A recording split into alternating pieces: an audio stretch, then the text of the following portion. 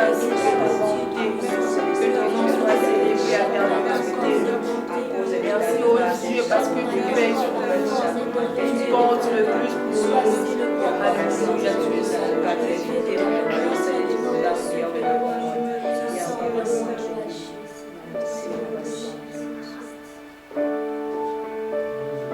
Tu es sans pareil, éternel Dieu. Tu sièges au milieu de louanges et de l'adoration. C'est pourquoi nous te rendons grâce, c'est pourquoi nous te célébrons. Tu es digne, Jésus-Christ. Tokusani pembeni na yo. Pona koloba ete yo zwa nkembo.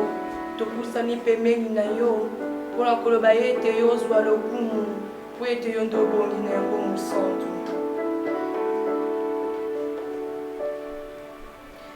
Yahweh biso beleni pembeni na yo tosupi mitema na biso tolingi koloba nyonso osaleli biso Yahweh Nzambe zuwa kembo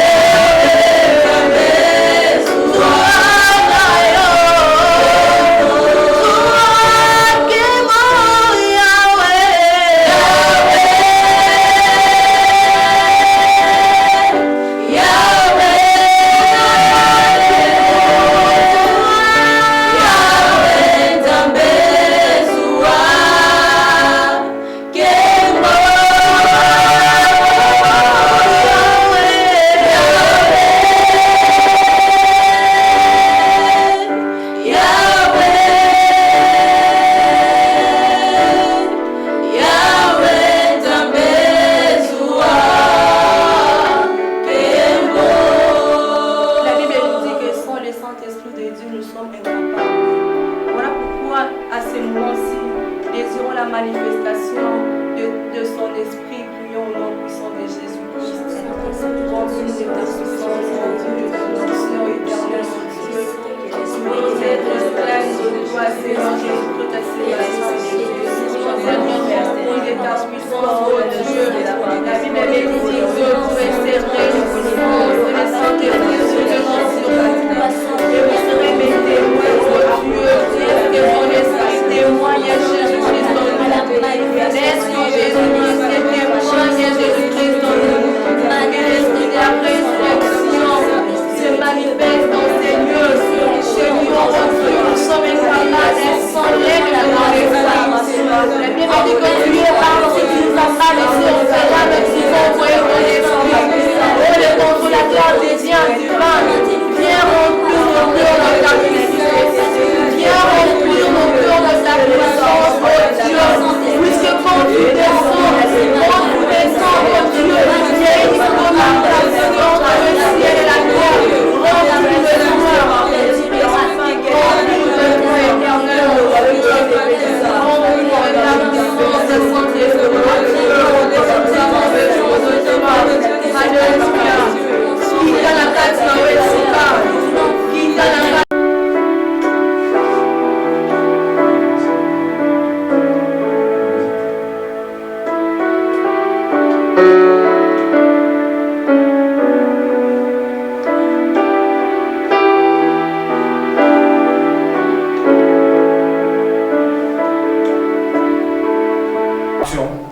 Merci le Dieu Tout-Puissant, le Maître de l'univers. Jésus-Christ te reconnaître que vous êtes puissant. Et journée le lot, tu as annoncé la bonne nouvelle. Et oya qui peut libérer les captifs. Et tu as que parole est annoncée avec puissance, avec efficacité. Oignon so ako yoka yango Nzambe a bénéficié de la bénédiction de ta part. Et que le plan de l'ennemi qu'on a confondu au nom de Jésus-Christ. Saint-Esprit, azoali devant, pour nous coordonner, nyos, au nom de Jésus-Christ, Tobondeli. Amen. Voilà, bien aimé, tous un enseignement, je crois, Bandeko Batalaki na chaîne YouTube. L'autre fois, tous un enseignement, toujours parlé sur la délivrance des prisons sataniques. Kokangolama yabato bakangami na mignolori ya Satan. C'est très important. Pourquoi? Parce que sans la délivrance, le monde ne connaîtra pas Jésus. Et réveil et qu'on jamais koyebanako s'installer dans l'église. Peut-être toujours confondre réveil na ba foule. Toko ko sara na bato belé, mais muke oyo bakoy koyebanako connaître réveil na kati na bomo na bango, c'est parce que bas encore sous l'emprise du diable. Voilà pourquoi tous ces enseignements et koye bana kolanda ba série bisika nyonso bandeko nyonso bakoy ko se retrouver. Alors to koye bana ko lobela na mukuse ba prison tout ça koye bana ko comprendre ce sont des détentions visibles ou invisibles. Et tout ça koye bana ko lobela ba détention visible ou invisible d'origine occulte. Et là qu'on trouver origine nango na monde occulte. Et ndeko molingami toza koyebana ko trouver que en dehors de ça choki tolobi na moulayi ce sont des détentions visibles ou invisibles d'origine occulte, mais les effets deviennent toujours manifestes et comme à visible. Tant mususu zotala mutu mususu boyaza sous l'emprise du diable, mais akoki koyebana kolata bien, akoki kozala pe na famille bien, akoki kozala pe na vie bien, azotambola zo aza maladité. Mais plus tard, tôt ou tard, ben fait oyo ekoyebana kozala manifeste, c'est-à-dire ezala qui interne ekoyebana kokoma externe. Voilà pourquoi tozolobela ke eza invisible ou invisible ekoki koyebana ko se manifester l'autre fois. Et toza koyebana kotalisa ke ces détentions concernent les personnes et le bien. C'est-à-dire kokangama oyo eza koyebana ko concerner ezala batu ezala biloko. Yango tozomona ke edaba mususu baza plongé dans la pauvreté, dans la souffrance, c'est parce que ils sont détenus, baza retenus quelque part. Et de komolinga même mission ya Christ et cela qui pour la libérer par captif. Je crois que koye bana kotanga verset biblique plus tard. Et tout ça koye bana kotali ça même en dehors. Il y a des tensions qui ont concerné les personnes, le bien, ils ont concerné aussi tous les domaines. Il y a vie, il y a moutou. C'est-à-dire ils ont concerné domaine, il y a vie, il y a moutou mobimba. Alors, ce que ils ont concerné vie à domaine, il y a vie à moutou mobimba. De comme on sait que ceux qui ont sous l'emprise du diable ont perdre liberté. Et au Koyoba rapidement, même exemple, il y a un prisonnier. Il n'est pas libre. Un prisonnier. De comme on a un pouvoir, il y a décider. Il y a un pouvoir, il y a se libérer de mon côté. Toujours là, dans procès, même en Mboka, même en étranger, on y que ceux qui récupèrent déjà la justice, au continue la prison, c'est-à-dire aux autres dépendre de la bango. Attends, aux raki mon konzi, au kiti nassé, c'est-à-dire au commis sous ordre. Au coup d'un même caporal, on a bané copé ça même sali, a commis au commis kobangai, ce qu'elle dit kaka, les cabos osa directement, koye bana ko exécuté. Donc koye bana ko trouver que ba bien ezala mbongo ezala ba moyenyo so mutoko zerango et ko zala retenir. C'est-à-dire les emprisonniers et dans bien matériel et la domaine aussi c'est-à-dire moto et si quand on la conclusion moto a commis freiné moto a commis bloqué moto vie et là koyeba la kotambola lisusu malamute et ces personnes ou ces gens sont considérés bien aimés comme des coupables au sentir que même spirituellement même physiquement que vous êtes coupables. Yango tolobeli que batu nyonso oyo baza sous l'emprise du diable baza considérés comme des gens ou comme des hommes coupables et baza condamnés par le monde occulte. C'est-à-dire le monde occulte est bloqué bango, monde occulte est kangi bango et na moment on va perdre liberté, c'est-à-dire baza bloqué. Eza monde invisible de mutu eza koyeba na ko retenir monde invisible toujours trouver eza koyeba na ko travailler même na kata na mabote na biso même na kata na ba quartier na biso même ba place nyonso oyo tokoki koyeba na ko se retrouver et eza koyeba na ko condamner mutu. Pourquoi? Parce que Dieu ne condamne personne. Nzambe ayeba kana ko condamner mutu te bien aimé, mais nous sommes condamnés par le monde occulte, par le monde invisible. Voilà pourquoi le monde occulte peut condamner, mais Dieu libère. Donc, exemple, il y a femme adultère, tant que vous avez fondé auprès de Christ, c'est-à-dire que vous avez la tendance que vous avez condamné, bien aimé. Mais tant que vous n'avez pas Christ en tant que l'omniscient, celui qui connaît toutes choses, celui qui a la science de toutes choses, a bandi koyeb sabatu oyo, alors que oyo a sali no mabeti a jwa libanga, ayeba na koboka na mwasi oyo. Et babandi koyeba na kotala moko na mususu et bango nyonso bayebi na kokima. Voilà pourquoi parole d'honneur oyo Christ ayebaki na kopesa alobi ki lokola bango ba condamné yote ngana ko condamné yote mais alobi va et ne pêche plus. De komolinga mi voilà mission ya Christ. Tokoyi koyeba na kotanga même na verset moko na Romains chapitre 8. Rachas asungi biso na lecture. Romains chapitre 8, premier verset. Romains chapitre 8, premier verset, j'ai dit au nom de Jésus. Amen. Il n'y a donc maintenant aucune condamnation pour ceux qui sont en Jésus-Christ. Amen. Bible nous dit que maintenant donc il n'y a aucune condamnation pour ceux qui sont en Jésus-Christ. Le Gomoli a mis choix à clair. Ça dit, il est grand temps dès que aux jours d'amatea aux jours d'enseignement oyo koyeba na kopesa vie na yo et pas Christ, parce que je ne crois pas que bandeko nyonso oyo bakolanda enseignement oyo eza tout simplement bato baza na église ou baza na Christ tozala bato musume makozala na kati na église mais ado vivre vie moko contraire. Alors toyeba ke kokatambela mabe to pe condamnation eza na ba oyo baza na Christ te. Mais ceux qui sont en Christ, Bible nous dit que condamnation pour la bango est c'est-à-dire que vivre vie il y a liberté. On se souvenir même dans l'histoire il y a prophète Élie qui condamné na Akab na Jézabel après avoir connu plusieurs prophètes de Baal. Voilà. otokoki koyeba na kotalisa mwa muke kolandisama na compréhension ya définition na biso ya signification ya ba prison et tokoki koyeba na kotala 3 sources ya prison. 3 sources ya prison. Et source ya liboso ya prison ndeko molingami eza prison oyo eza kotrouve source nango nzambe. Et une prison oyo eza koyeba na kotrouve source na yango nzambe toza koyeba na kotrouve ke eza épreuve ou les épreuves. C'est-à-dire moto aza emprisonné par Dieu. C'est-à-dire aza lokola moto oyo aza komekama lokola te me aza moto aza komekama. Tokoki koyeba na kotrouve d'exemple tokoyeba na kopesa na Bible eza na bato oyo pe bamekamaki na Bible toza koyeba na kotrouve emprisonnement ya liboso to pe source ya prison ya liboso toza koyeba na kotrouve le prison qui ont comme source Dieu, c'est-à-dire tolobi les épreuves. Awa toza koyeba na kotrouve que le croyant n'a commis aucune erreur. Le croyant n'a pas fait une erreur. C'est-à-dire ozotambola na vie na yo normal mais nzambe alinga éprouve yo.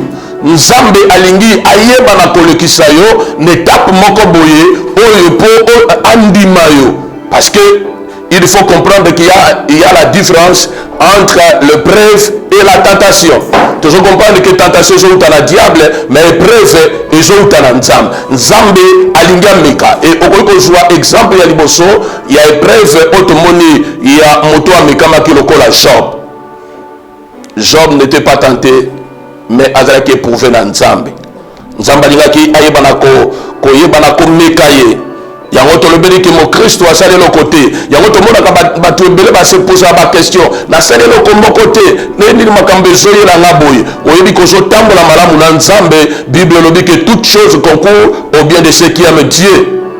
Voilà pourquoi toza koyeba na kolobela source ya liboso et dans nzambe et exemple ya liboso okoki kotirer yango na livre ya Job chapitre 1er obani na premier verset. Ndeko molinga bi tolobeli ke pour la Job c'était qu'une épreuve. Ezali kaka komekama épreuve de la foi. Et toza koyeba na retrouver que nzambe akoki koyeba na ko utiliser quelque part aussi diable qui est notre ennemi pour na koyeba na komeka koyeba na komeka vie na biso ayeba na kotala niveau ya résistance atala niveau ya attachement na biso na ye atala niveau ya connaissance na biso na ye atala niveau ya foi na biso o ndenge nini toza koyeba na ko se confier pa na ye. Voilà, et l'autre tokoki koyeba na ko retenir et awa tokoki koyeba na kolobela awa prison eza kotrouver origine nzambe ndeko molingami eza tout simplement une épreuve et awa tozolobela eza prison personnelle et il y a toujours des limites dans l'épreuve. C'est-à-dire nzambe ye moko moto abongisi eloko wana ayebe kobanda ndenge nini ekosuka ndenge nini ntango meme kati na bomoi na biso ezala bamosusu oyo balingi bakende de gauche à droite ebele balingi baabandonne foi ebele bakomi koseloigne na église mais ozo comprendre te ntango mosusu ezaka komekama ya nzambe yo osali eloko moko te oza totalement innocent oyebi eloko moko te yango tomonaki bamosusu culpabilité botamaka mais bible elobi na biso ke condamnation eza te mpona baoyo baza na Christ. Et tant que culpabilité s'est levée, on commis qu'on se la confession même il y a pas masumo et les cas. On commis qu'on se rappelle et risque même on soit ma prophétie, ma révélation sous contraire et au bandit koyeba nako balukande ngona menzo kande ezamboma onzambe aza koyeba nako yeba nako mekayo. Et toza koyeba nako trouver deuxième source ya prison comme châtiment. Prison boloko oyo eza lokola châtiment, c'est-à-dire eza lokola etumbu na lingala, c'est-à-dire mabe oyo moto asali eza koyeba na kopinir ye ndeko molinga mbi toza koyeba na kotala awa na deuxième source c'est l'homme qui est à la base ya prison châtiment oyo motu ye moko aza na base parce que il s'est livré ayebi na ko se livrer. Et awa toza koyeba na retrouver qu'un croyant qui subit une prison dont lui-même est à la base par l'impudicité, par la sorcellerie, par la magie. Toza koyeba na retrouver na niveau ya mutu ya lolingi wana aza koyeba nako mitika ye moko lokola prisonnier. Même dans Romain Bible jour bana biso ke belé baza koyeba na ko se livrer ndeko molinga mi Bible lobi ne nous livrons pas. Toyeba na ko mitika te. Tant soko ko sale loko moko ozo se rendre compte de l'autre mais lobby sans le savoir toza koyeba na ko mona ke ba mususu ba se livrer bango moko tant au travail à mariage. Na ko soit exemple moko je crois na PC yango même na église l'autre fois un frère de Tilelo a demeuré célibataire et ko bima même na l'église na batu mususu o azana na lié ya célibat azana demo ya célibat ndeko molinga mais pourquoi parce que andimaki ko s'allier ko sangana na une sorcière plutôt ayebi na ko zwa na kikwiti kuna jwe ndeko mwasi moko o abota na ye mwana depuis longtemps et à se livrer et na momana akobanda koyeba na kosibi ada koyeba na kosibi malgré na trouva qui est l'intercession combien de fois basi bakimie akuta na serment ko l'autre fois tant on a na lemba frère wana aza tailleur tango azotonga abenga tobandi kosolo na yebisinga serment auto sera kaka awa ave ozwa jeune fille mais ye aza déjà mukolo. Il faut koyeba na kobondela mingi parce que nazomona déjà faut pas moiza bokoyeba na kokene musika na ndeko mwazi ya abimiselinga sans effet ndeko molinga mitoza na balangage mususu oyo il faut éviter il faut kotala profondément la carte na vie na yo comment tu vis avec le Seigneur comment tu marches comment tu sers le Seigneur mais eumela kite biloko wana etikala etant otoye kokutana na ye l'autre fois ayebisinga ke o eza troisième fois basi bazoki mai c'est parce que aza koyeba na ko vivre présence ya femme de mimoko kati na bomoi na ye mwasi wana botaka na ye mwana lokola azalaka sorcière ndeko molinga mi il faut ndeko mobali oyo azala délivré. Voilà pourquoi balolenge ya bato wana toza koyeba na kotrouver bango même l'église toza koyeba na kotrouver bango même na service ya nzambe baza koyeba na koservir nzambe baza koyeba na koteya baza koyeba na koyemba baza koyeba na kosala nyonso mais ils sont en prison. Voilà pourquoi mission na biso même au travail enseignement oyo eza poto yeba na ko subir ba châtiment te et il faut koyeba na ko apprendre comment oza koyeba na ko tambola tozala bande comme ça ba se livrer na ivrognerie tozala bande comme ça ba se livrer na prostitution tozala bande comme ça ba se livrer na makambo ebele oyo ba mipesi et ba bande koyeba na ko zala pini et toza koyeba na ko trouver awa que toza koyeba na retrouver prison malédiction pe to koyeba na kolobela prison lokola punition châtiment prison héréditaire c'est-à-dire koyeba na retrouver que la famille wana bazalaka mo ba semence moko semblable non dans le bon mais dans le mauvais ba semence moko eza semblable ndenge moko eza koyeba na kolandala ndeko molinga mi batape eza koyeba na koleka mais il faut koyeba na koluka à tout prix ya koyeba na ko comprendre comment oza koyeba na ko marcher yango toza koyeba na kolobela awa toza en face ya une prison héréditaire ou les prisons héréditaires et to koyeba na kozwa troisième source ya prison awa toza koyeba na ko trouver que il s'agit des attaques occultes qui peuvent avoir d'influence sur une personne ou toute la famille et awa tokoki koyeba na ko conclure rapidement koyeba na kolobela ke awa eza ba prison personnelle liée na prison héréditaire. Même biso oyo toza sur place awa tokoki koyeba na ko penser aussi profondément tokoki jamais koyeba na ko accepter nyonso parce que Bible lobi même na un Jean n'ajoutez pas foi à toutes choses tokoki koyeba na koyoka banzembo tokoki koyeba na kodéclarer ba déclaration prophétique mais ndeko molinga me mosusu eza tout simplement kamwa consolation moko passagère mais il faut mutuye moko ayeba na ko penser profondément là où il est emprisonné là où il est retenu par le diable ou par les démons. Et awa toza koyeba na retrouver que moto aza kosubir baattaque satanique. Pourquoi aza koyeba na kweya na même lignée lolenge banda eza vie na bango ndeko molinga mi il faut koyeba na ko retenir que peu importe la source ou bien cause ou bien forme Jésus-Christ est capable de nous délivrer de toutes sortes de prisons. Amen. Tolobi amen. Jésus-Christ a la capacité, on a. Dans Luc chapitre 4, verset 18, verset 19. Tu as trouvé discours au programme à Christ.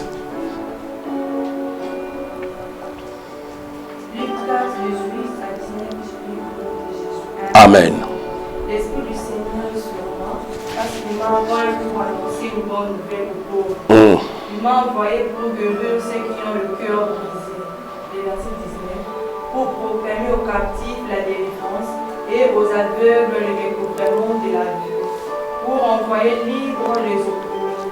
Pour publier une année de grâce du Seigneur. Amen. Amen. Voilà. Et on va insister avec force, avec énergie.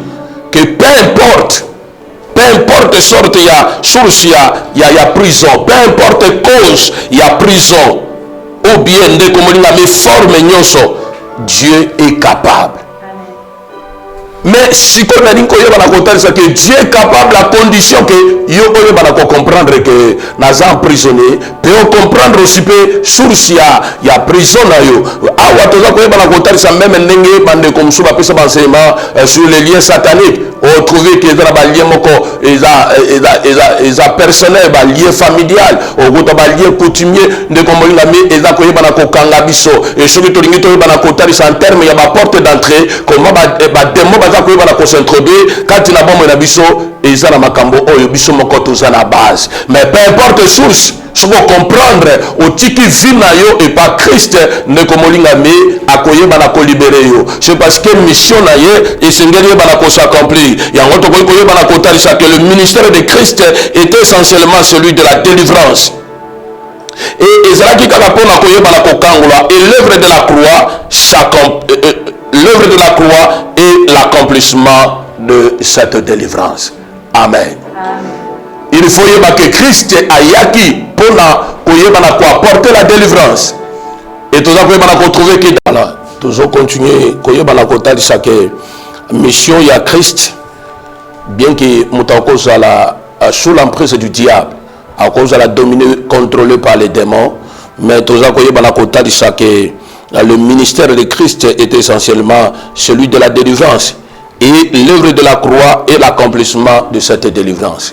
Donc total si musala ya koyeba Christ ezalaki pona koyeba na kokangola et musala ya ikulusu œuvre ya croix de komolinga mi ezande kokokisama ya kokangolama tope kosikolama ya mutu. Je crois dans le bain à début à sala délivrance ne komolinga mi probela directement que Jésus-Christ est le même hier, aujourd'hui et éternellement. Il y a un total si impact il y a ministère il y a Christ et ça de génération en génération et bien que testament monsieur qu'on a raté troisième testament qu'on a raté il y a que l'ancien et le nouveau testament mais impact wana ekoyeba na kotika la pona libela et to koyeba na ko koyeba na kotala aussi des leaders il y a ba acte des apôtres au koyeba na kotala acte des apôtres au kuta des leaders et l'apôtre Paul et puis apôtre Pierre au balbaki na ko travailler makasi penza dans les actes des apôtres commencer par Jésus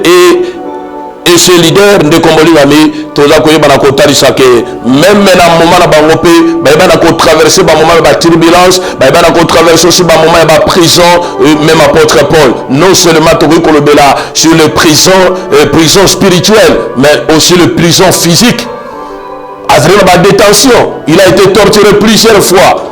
Voilà pourquoi tout ça qu'on trouver que quelque part mutu na mutako koyeba na ko passer na étape moko difficile na ba période moko très sombre et to koyeba na ko conclure na point oyo koyeba na ko talisa que les épîtres constituent les enseignements des disciples de Christ et ces enseignements contiennent les aspects de prison. Toujours que dans les épîtres ne komoli ami eza na enseignement il y a apôtre, il y a disciple, il y a Christ. Et dans quatre enseignements, ils appellent aspect, plusieurs aspects, il y a prisonnier. Il y a ma prison, oyo tokoki koyeba na kotalis. Voilà introduction na biso oyo tokokai koyeba na kopesa l'enseignement oyo sur la délivrance des prisons sataniques. Et tokoki koyeba na ko aborder plutôt premier point au premier chapitre. Introduire les lots et je crois que continuité et même prochainement. Alors premier chapitre d'enseignement sur la délivrance des prisons sataniques intitulé pour délivrer les prisonniers. Pakolami pona koyeba nako kangola bakangami ba oyo bazana boloko ndeko molingami tokoki koyeba na kotala qu'il y a plusieurs personnes au bazar emprisonné. Mais biso l'église c'est comme si tous a koyeba na ko se distraire, c'est comme si tous a koyeba na ko passer dans biso pour rien, tous a koyeba na ko trouver que de plus en plus monde invisible, c'est comme si et a koyeba na ko jouer devant sur l'église, sur basali na nzambe parce qu'il y a la séduction à outrance, tous a koyeba na ko trouver bégarement, tous a ko trouver ba bien beleza koyeba na ko salama. Mais qui sont ceux-là qui sont pour libérer, pour délivrer les captifs. Ba oyo ba nani ba pakolame pona koyeba nako kangola ba oyo baza bakangami. Alors verset biblique to koyeba na kopesa parce que batangela biso déjà na Luc chapitre 4 verset 8 et puis verset 9. To koyeba na kotala même na Ésaïe. Ésaïe chapitre 1er, Ésaïe 61 plutôt verset 1er. Ésaïe 61 verset 1er. Puis Ésaïe 42 plutôt, verset 7. Ésaïe 42, verset 7. Voilà, bandeko oyo, bakoliko yebanako, yebanako zwata, autant la version là, okoliko yebanako découvrir, moi, introduction, compréhension, il y a thème, ou bien il y a premier chapitre, la biso, il y a enseignement. Alors, tout ça, la première section, pour y aller bosso. Premier point sur ce point toujours la sens prophétique. Le sens prophétique de la délivrance des prisonniers. Et c'est très important alors moi pour la déconception. Se faire bider. Première conception, c'est les juifs. Deuxième, c'est Jésus-Christ. Voilà. Alors, sur la première conception, il y a les Juifs. Depuis la captivité, les Juifs se retrouvaient sous l'emprise des nations. Donc, au Banata, il y a Yuda, Bayebaki, Nakozala, Nase, Nabokonzi, il y a Bikolo, Oyo et Konzaki Bango. Parce qu'Israël a été dominé plusieurs fois, bien que peuple de Dieu, par désobéissance. Ce qui se réfère à l'introduction jusqu'à la source, tous a koyeba na kotala ke quelque part ba se livra qui parce que ba yebaki na ko désobéir. La désobéissance nous affaiblit spirituellement. La désobéissance nous affaiblit. La désobéissance nous dégrade. Désobéissance est à côté désorienté. Désobéissance vis-à-vis à Nzambe, ne comme la maison que yebanako égaré batubelé, péché on la batubelé na nzela na Nzambe. Il faut ça là vraiment attention. Tout le béni que la conception est juif depuis la captivité est juif, ne comme la maison que yebanako tala que juif va se retrouver que sous l'emprise des nations. Alors tu vois que selon Daniel. Domination. Il s'agit de la domination. Badra qui dominé à tout moment par des Babyloniens. Badra qui dominé par des Perses Médès. Badra qui dominé aussi Naba Romain, Naba Grèce. Voilà. Israël a qui pendant liberté. Toujours tala na di sakoli. Tombé sur le plan prophétique. On a sens prophétique, il y a délivrance. Israël a qui liberté. Sans pour autant que les détails envahir à tout moment. Ne comme sous l'emprise du diable ou bien au hasard emprisonné, il n'a pas la liberté. aza na liberté te, aza na bonsomi te. Nzoka nde Bible quelque part ezoloba na biso que vous connaîtrez la vérité et la vérité vous affranchira. Et si le Fils vous affranchit, vous serez réellement libre. Mais ndeko molinga mi tozo trouver que batu ebele batikali na ba slogan na ba verset biblique. Le tozo sala seulement ba récitation ba verset biblique, mais tozo koyeba na ko vivre vraiment efficacité ya ba verset biblique oyote. Okuta tant na koyeba na ko joie nation moko ebana ko dominer ba juif okuta neti romain tant et pas mutu musueza ekobo tant musueza sorcellerie okuta ba Grèce babana koyeba na ko dominer à tout moment. Alors mutu aga sous la domination des démons, sous la domination du diable, à la perte à vitesse. Spirituellement, financièrement, matériellement, tout ça qu'on va retrouver qui va te belé, qu'on va traverser ces temps difficiles. Tout ça qu'on va retrouver que ces 4 nations ont dépouillé Israël. 4 nations ont dominé Israël. Et Moutou a sous domination. Donc on va même Mboka Nabiso Congo. Nous sommes envahis. Toza seulement envahi, mais toza dominé dans les pays voisins.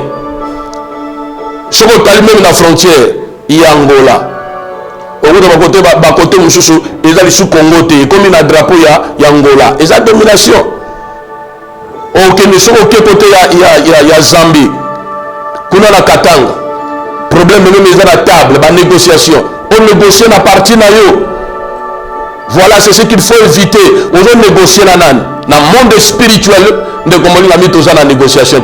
Parce que Christ n'a pas négocié avec les démons. Il n'a pas négocié avec le diable. Voilà pourquoi tu es obligé de prendre conscience de l'opposé qui domine Bissot.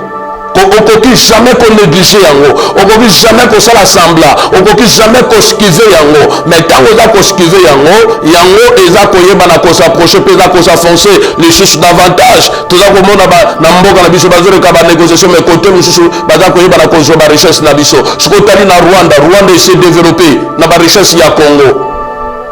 Ndeko molingami. Il faut que le cas sans prophétique même l'existence ya mboka Congo. Ce que c'est Kimbangu même balobela que pour Namboka Congo ils ont makambo biso tozo vivre le loté. Pourquoi? Voilà. Donc il y a une progression que ces 4 nations biso tozo na ba pays frontalier à tozo au moins je crois 9 ceux qui na bonne sanité. Mais au bout de la moko a na tendance kaka azana na même mise na Congo. Pourquoi? Il y a plusieurs esprits, il y a plusieurs choses que les en face na yo, mais au bout d'un esprit moko elingi a toujours na contrôle na yo, elingi toujours imposer ce type de vie, elingi imposer yo façon ni ya koyeba na ko vivre, mais tout en état chrétien, tout en état serviteur, tout en état en église. Ndeko molinga mi faut koyeba na ko bima na prison ya diable. Amen. Yango tolobeli que ces 4 nations ont dépouillé Israël. Congo a dépouillé, Rwanda a kozwa ba canton kuna a kozwa ba diamant a kozwa, c'est-à-dire richesse union c'est na est kuna etika ya ba Rwandais ba Ougandais. Ok même na lac kuna bazo ba bato na biso ba pêcheur na biso en otage. Ndeko molinga mi toza na ba famille oyo baza prise en otage. Toza na bato oyo baza prise en otage. Toza na ebele oyo baza dominé, baza envahi, baza contrôlé par les démons, baza dicté par les démons. Yango skotali même na Romains chapitre 7 et c'est apôtre pour la zoloba que eloko alingi asala azokoka kosala te akoki kozwa likanisi asala ya bien mais azokoka te. C'est-à-dire baza koyeba na trouver qu'il y a une loi ya péché ezakoye banako dominé yango tozolobela que ces 4 nations ont dépouillé Israël de son autorité ou son indépendance politique. Banako dépouillé politiquement, banako dépouillé, banako sur sa autorité na ye pouvoir na ye ne komolingami. Il faut ça l'attention. Il faut que banako penser. Il faut que vous réfléchir. Il faut que vous réfléchir profondément. Et si quand on a qui autorité là yo, on peut que vous la lokola Esaü. Esaü devant Jacob a teki boyaya pour aïe banakolia pour aïe banakosepelisa libumu na ye. Ndeko molingami koye banakoteka autorité. Oyo Christ a pésioté. Koye banakoteka pouvoir. Oyo Christ a pésioté. Ndeko molingami okoki jamais kozala dépouiller. yango même Bible lobi na biso ke Nzambe ayebisaki même na Joshua lobi personne ne tiendra devant toi tant que tu vivras. Ndeko molingami esengeli oyebana ko prendre une bonne position et soki obebisaki okoki koyebana ko zonga na point de départ de façon que oyebana ko continuer elongo na Nzambe. Amen. Tokoki koyebana ko talisa lisusu que ce peuple de Dieu était devenu des captifs. Bakomaki ba captifs ba nation étrangère et ba ina ko dominer bango.